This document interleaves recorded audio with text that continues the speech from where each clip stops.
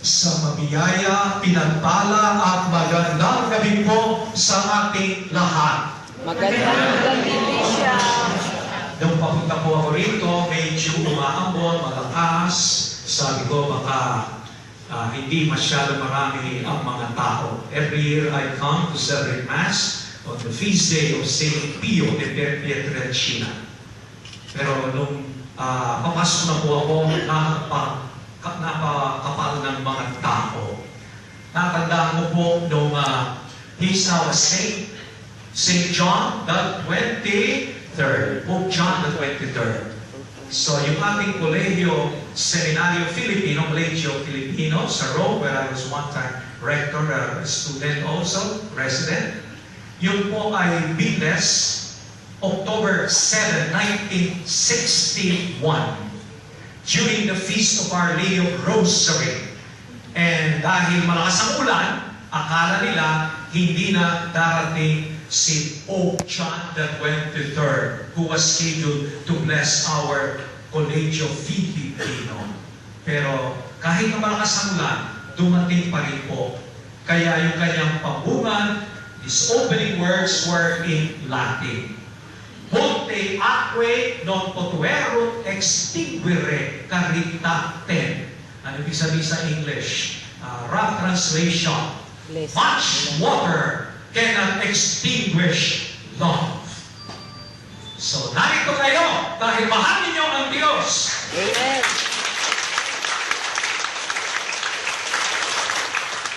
Kung mahal niyo si Jesus, pumalakpak kayo ng 3 beses.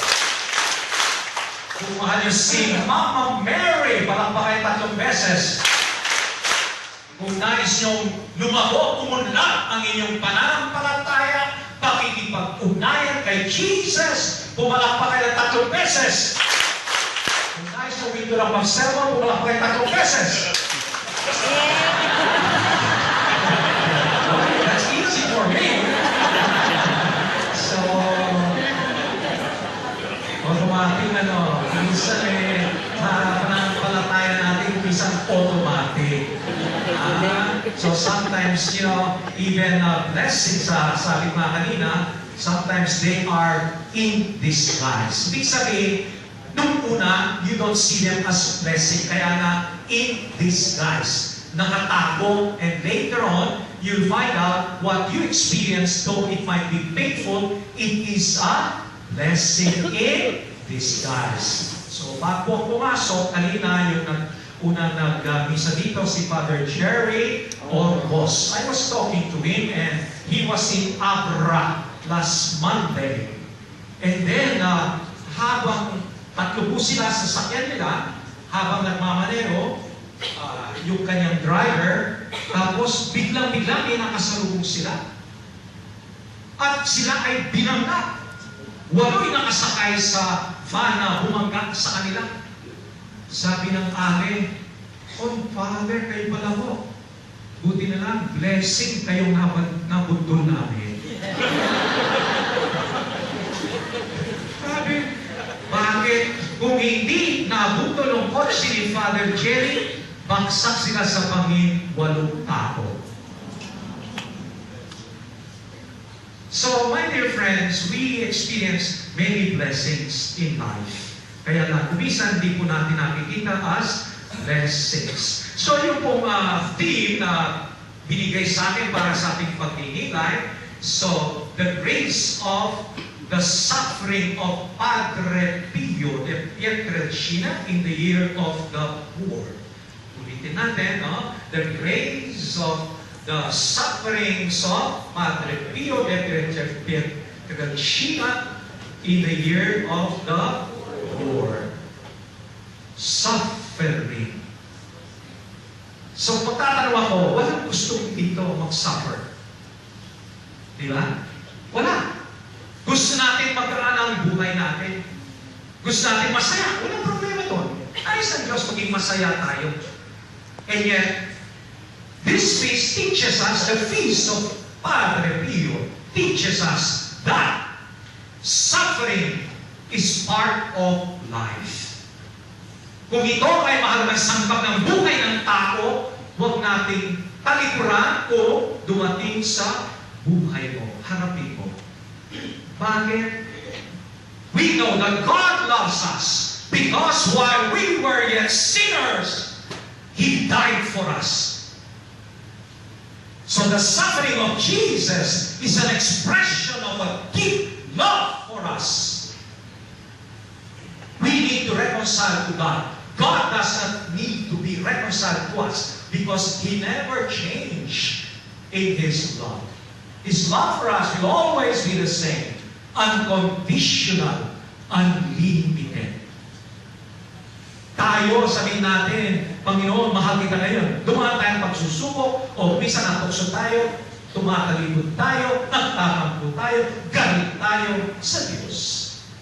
And yet, God does not need to be reconciled to us. We need to be reconciled to God because we continue to sin because of our weakness.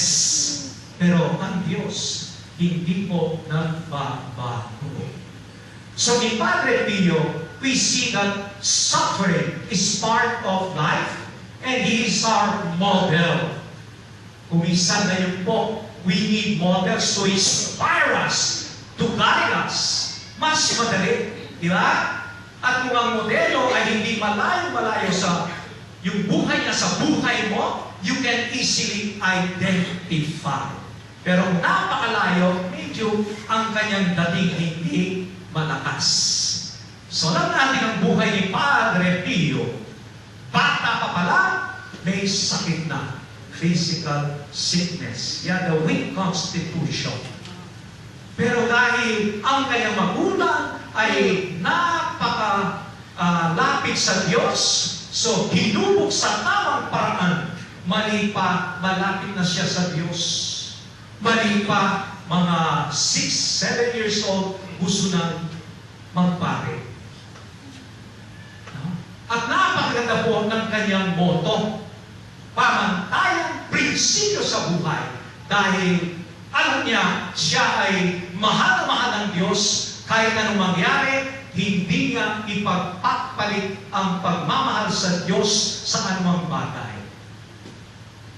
Parang si St. Dominic Savio, isang teenager. Ano po kanyang motto?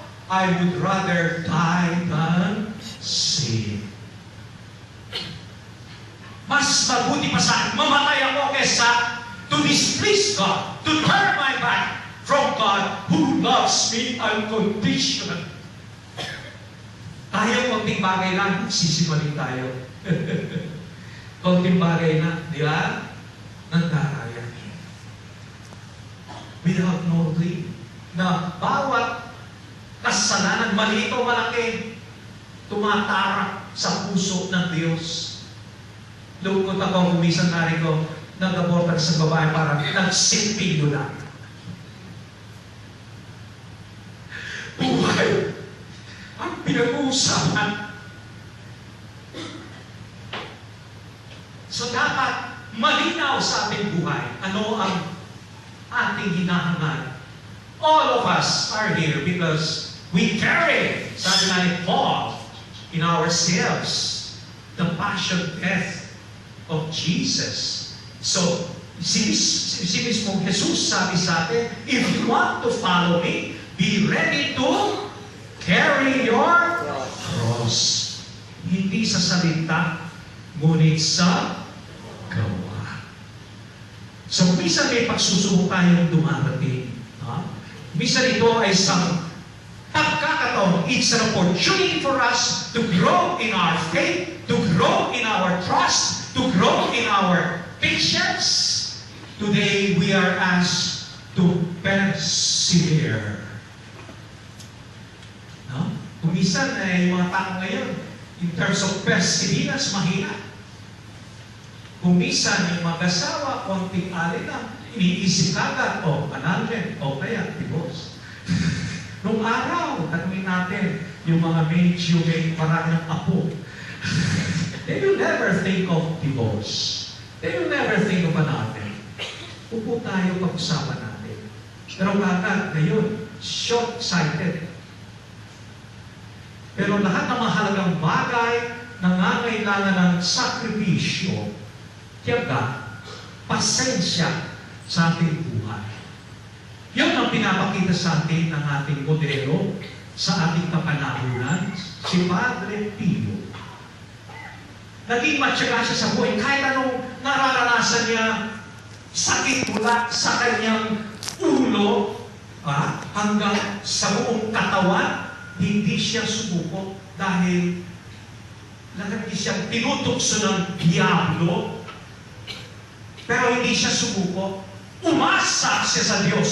Nakaugat sa Diyos si Padre Pio sa panalangin. So yung prayer po, hindi lamang po pagnonovena, pagbasa ng mga iba't ibang dasalin, but prayer is a way of life. Hinahanap natin ano ang kalooban ng Diyos, ano ang nais niyang gawin ko, bago tanungin ano ang gusto kong gawin. What does God expect from me? What does God, what is He, in a way, He's asking me to give witness to something. Kaya, mahalaga po yun. Yun ang nangibabaw sa buhay ni San Pio.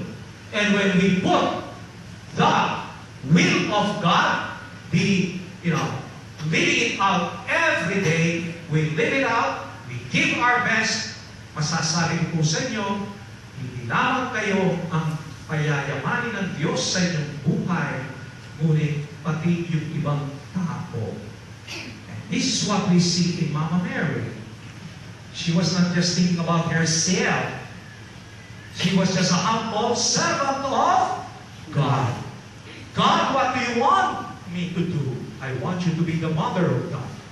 Even if it meant risking her life, because that time, if you get pregnant without a husband, you will be stoned to death. That's how it was. That was not easy for Mary, but she trusted. So yan po ang hamon sa atin.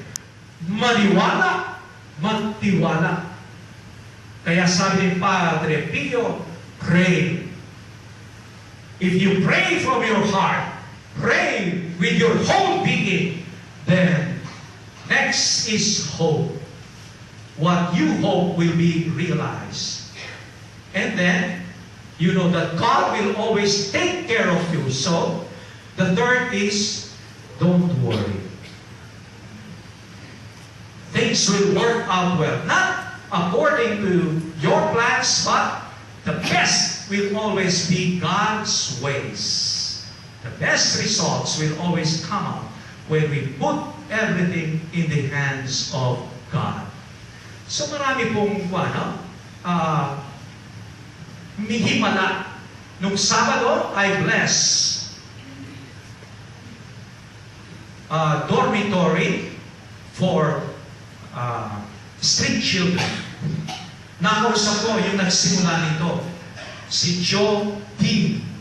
Ito po ay nasa Barangay Basra sa may Visayas Avenue, 3-story building. Paano nagsimula ito? He was touched by God. Alam nyo, he was a drug dependent. And then, umisa lamang ng tatay, may malabit na bata sa kanya, gutom na gutom. So, naisipan niya, itong batang ito, pagka hinahanap, ako, ganda ng buhay ko, sinisira. So, yung kanyang binili pagkain, binigay niya sa bata. Sabi niya, boy, bukas, balik ka. May pagkain ka sa akin. That's how it started. Ngayon, he's taking care of more than 40 street children, pinapaaral, may tumutulong, mga naging foundation. He cares. Ang Diyos ay nagmamalasakit. Yes, nagmamalasakit sa atin sa iba't ibang paraan. Kung isa ginagamit ka, ginagamit ako, ginagamit tayo. Oo, we might not have the wounds of Jesus like Padre Pio, but I'm sure all of us, including me, we have wounds. Because of our sins, because of our weakness, because of so many things. Wound because somebody abandoned me, somebody left me, somebody doesn't care for me. Yun ang sinasabi sa atin ni Blessed Teresa of Calcutta. Di ba?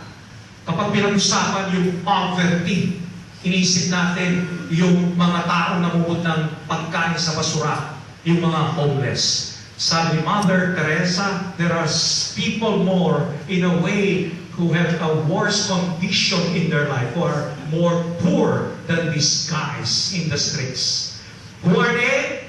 Those who are unloved, unwanted, uncared for, abandoned. So maraming taong dalang sugat, hindi natin nakikita. Unlike Father Pio, no? Tumutulo ang dugo. Sabi ng teacher, margin dyan, right side 1 inch, sa left 1.5. Ano gagawin mo? Hindi ka lalampas sa pagsulat mo, iiwasan mo yung margin. Ngayon, Year of the Poor, we have to focus on the margins. Sino margins? Yung mga dukha. Because without the margins, without the poor, we will not have the gospel. There will be no church. We are all poor before God. And this is what Padre Pio teaches us. Only God can enrich our lives. When you enrich other people, God will enrich you all the more. And we see this in His life. And yet it was not easy.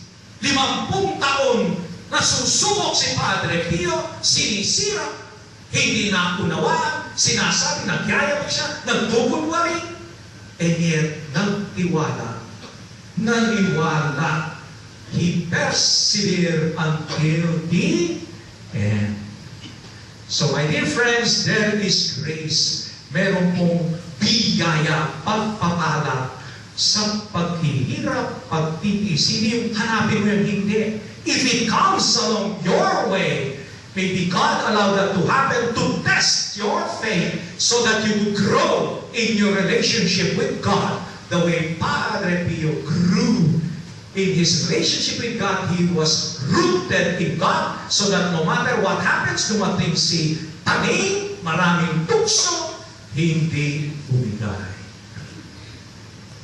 Tayo, minsan, no, dahil sabi nga ni St. James ng linggo, because of greediness, jealousy, yung mga ibang tao hanggang pumatay. Because of greed. Di ba? Minsan, dami ng lupa. Gusto kang kumamang ng maraming lupa. Samantalang pag namatay ka, 3 square meters lang. Kapag remain ka, 1 square foot. Di ba? So my dear friends, again, the Lord is asking us to think. The way Padre Pio was rooted in God. So that even if we do not have the wounds of Jesus, I'm sure we have them in our hearts, in our bodies. They are not sin. And yet if we approach Jesus, He will heal them. He is the divine healer. Padre Pio intercedes for us. If we are healed, it's not the power of Padre Pio. It's the power of Jesus through His prayer and intercession. So my dear friends, again, pinapalala po sa atin ang kahalagaan ng dasal. Dasal is a way of life. That means submitting ourselves to God, looking for His will and carrying it out each day. So my dear friends, we are asked not just to be hearers, but to be doers. Doers even if it's difficult, doers even if it's against our will, but if it's clear it's the will of God, then let's do it. So, we'd like you to just remember happy, okay? Another word for blessed. Blessed are the poor in spirit. Happy are the poor in spirit. Okay? So, we take happy as an acronym. What's the first letter? H, humility. Sometimes we forget for who we are. We are just creatures, we are just stewards of God. Kay Padre Pio, malinaw yun. Sa kanyang kababang loob, he knew he was just a creature of God. He was a servant of God. So humility. Yun ba? Yun nga. Yung humility, hindi po yung you deny yourself. Ang ganda ng boses mo. Hindi ko nga ako nag-practice eh. Kung maganda, thank you. Gamitin mo para purihin ang Panginoong Diyos. But humility is to think less of yourself and to think more about others. That's what it means to be humble. No, hindi yung ano man ang katangi mo. Ang ganda mo. Hindi, pangit ako. Thank you. Maganda ka. Okay, thank God. But think about others more rather than think of yourself. For humility. Sana hindi false humility sa akin. Totoo. And then another, second letter is A. Appreciate. Kumisan po lang po tayo ng appreciation ng mga kaloob ng Diyos. We sometimes forget to appreciate the blessings we receive from the Lord. We always see other people before looking at ourselves. Bakit siya meron? Ako wala. Instead of thinking, what do I have to be grateful for? Hindi mo matatapos yung listahan pag ginawa mo yun. We always think about others. Yeah, meron. Bakit ako pinabayaan ng Diyos? No. Appreciate what you have. In terms of talent, in terms of qualities, ang Diyos hindi niya binuhos lahat yung kanyang mga kaloob ng kanyang Diyos sa isang tao. Hindi, binubod niya sa ating lahat. So, my dear friends, each of us is meant to contribute to the holiness of the church in strengthening the foundation of the church through your faith, through your humility, through your appreciation. And then, what comes? Be patient. We live in a fast-moving world. Hindi makahintay mga tao. Kagad. Gusto matapos. Kagad. Yung mga bata, hindi na mahintay lalago. Kailan kaya binata nito, no? So we lack patience even when, we try to grow even mga livestock, di ba? Ilalagay ng gamot, parang lalaki kaagad. No, we lack patience, no? But many things in life, the things that are precious, valuable, you cannot just cut corners. You have to be patient, like in waiting for a flower to bloom. You have to nurture it. You have to make sure it's well taken care of before it blossoms. So patience, before we bloom as a person, it takes patience. And the next letter after H, A, P, B. Perseverance. I was telling you, today, sometimes people, may kasabihan po tayo, ningas, kugo, no? First, okay. No? Bigay na bigay. After that, the fire, the zeal, it dies down little by little. So, we need to be persevering in life. Persevering in faith. Persevering in building up relationships with God and with others. And the last letter is why? I do not know. Why is yield? You yield to God's will. That was very clear in the life of San Pio. To always yield to the will of God. No matter what happens, if you embrace and clutch His hand, you will always be in good hands. You will always receive good results. At first, maybe you do not understand. At first, you try to rebel because we don't want things that are difficult. And yet, that's part of life. Pain, suffering.